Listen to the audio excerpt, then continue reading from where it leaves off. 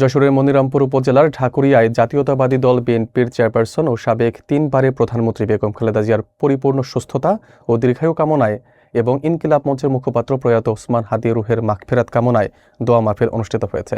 বিস্তারিত থাকছে মোহাম্মদ শাওন হোসেনের প্রতিবেদনে।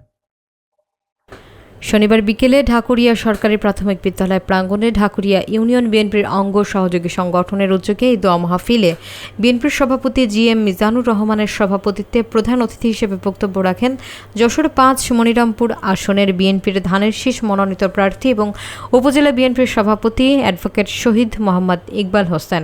বিশেষ অতিথি হিসেবে বক্তব্য রাখেন সাধারণ সম্পাদক আসাদুজ্জামান মিন্টু, সাবেক ছাত্রনেতা কামরুজ্জামান শাহিন, পৌর বিএনপির সভাপতি খায়রুল ইসলাম, সাধারণ সম্পাদক আব্দুল হাই, ইউনিয়ন বিএনপির সহসভাপতি মাস্টার মতিয়ার রহমান, সাধারণ সম্পাদক আবু জাফর সিদ্দিক সহ আরও অনেকেই উপস্থিত ছিলেন।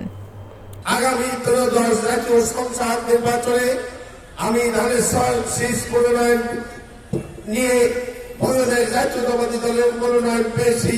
সকলেই আমার জন্য দোয়া করবেন এবং বাড়িতে বাড়িতে ভোট দিচ্ছে বাংলাদেশ জাতীয়তাবাদী দলকে রাষ্ট্রীয় ক্ষমতায় আনবেন এবং বেগম খালেদা জিয়া আমাদের গণতন্ত্রের মার জন্য আরো বেশি বেশি দোয়া করে আপনারা দোয়া করবেন, এই প্রত্যাশা ব্যক্ত করে আমি আমার বক্তব্য শেষ করি।